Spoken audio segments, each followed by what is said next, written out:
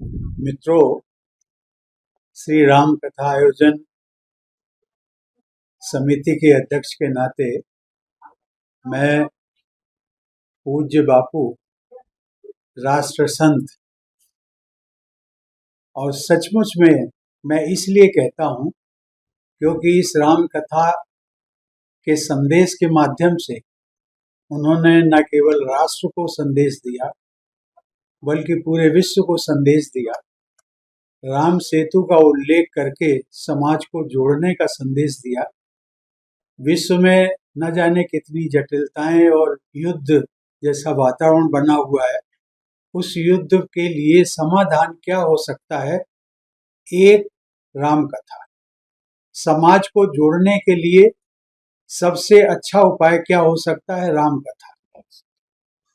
शासन करने वालों के लिए संदेश, जिसकी हम राम राज्य की कल्पना करते हैं, सुशासन की बात की जाती है, उन सबके लिए भी एक संदेश था कि यदि जो रामायण का अध्ययन करेगा, उसके पश्चात जो चुन कर के आएंगे, क्योंकि हम लोकतंत्र में रहते हैं और उस प्रकार से जो सरकारें बनती हैं उनका जो आधार है, और वो यदि राम कथा होगी तो मुझे लगता है कि पूरे विश्व में, पूरे राष्ट्र में एक समन्वित समाज पैदा होगा, शांति होगी तो समृद्धि होगी। इस प्रकार का जो एक संदेश हर वर्ग के लिए राम कथा के माध्यम से मिला है, उसके लिए मैं पूज्य बापू का जितना भी आभार व्यक्त करूं वो शब्दों में कम है।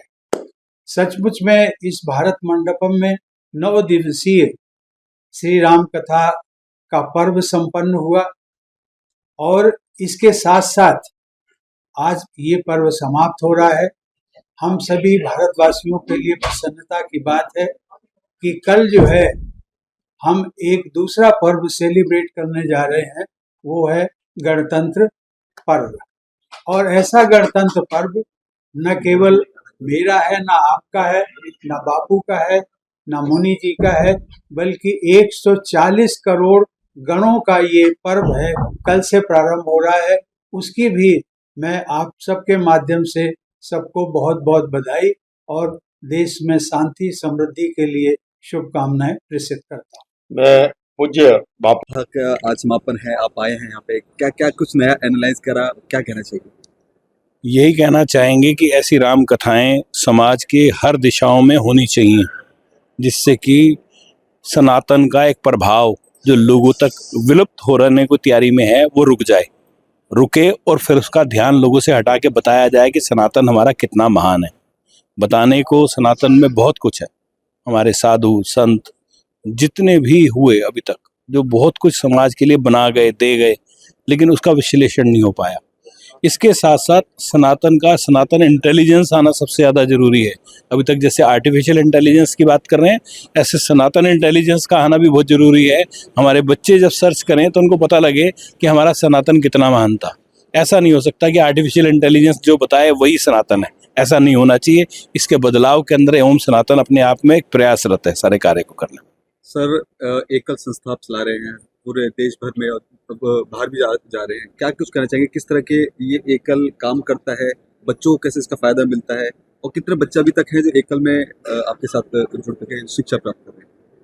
आपकी जो ऑनर है पंजाब केसरी की, वो हमारे एकल के सारे प्रोग्राम्स में आती हैं और उनका भी एक बहुत बड़ा कंट्रीब्यूशन रहता है। किरण चोपड़ा जी का एक बहुत बड़ा रोल हमारे एकल के अंदर रहता है।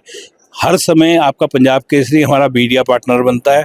उनको लगता है कि ये समाज के लिए बहुत बड़ा काम कर रहे हैं, जब भी मीडिया पार्टनर बनते हैं उनका सहयोग इतना भी बहुत बड़ा रहता है। और एकल जो है, जैसे हमने कहा 6.5 लाख गाँव के अंदर जाने की जरूरत है, अभी तक 1 लाख गाँव में गया है, 5.5 लाख गाँव का सफर और बाकी है। उसमें सब मीडिया पर्सन्स और समाज की, संगठन की, सबकी हमें जरूरत है।